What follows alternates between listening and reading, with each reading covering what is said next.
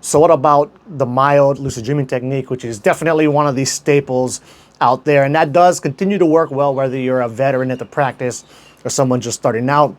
And again, I kind of modified it in a little ways to kind of make it my own to find what works best for me. But I generally do this one like every single night in some sense, where you essentially are just setting the intention to get lucid in a dream later on in the night. Like a way to think about it is, if you're going to the store and you want to have your to buy list, holding that in memory, you want your prospective memory to kick in while you're at the store so you can remember to get, whatever it is you were planning on getting.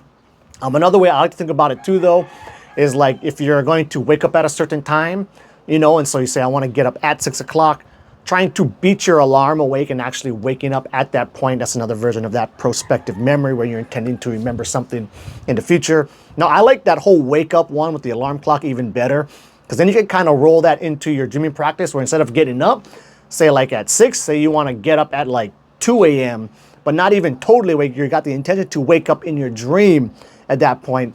And so that one, I'm not sure how often that works for me, but that is a nice one just to kind of throw in there and work with.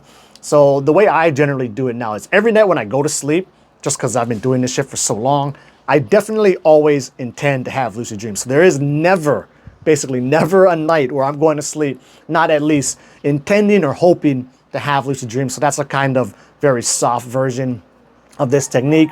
And then again, when I wake up in the middle of the night, as I'm trying to remember my dreams, record them in memory, or just realize whatever dream I was just getting out of.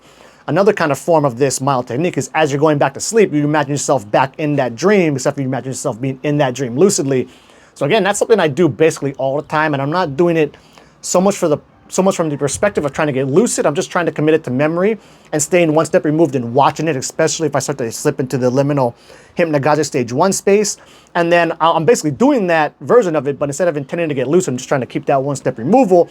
And then hopefully as I start to slip into full-on REM, I can remember this one step removal thing and then get lucid that way. So yeah, the mild technique is a staple, and yes, it does continue to be useful whether you're a veteran at the practice or whether you're just starting out.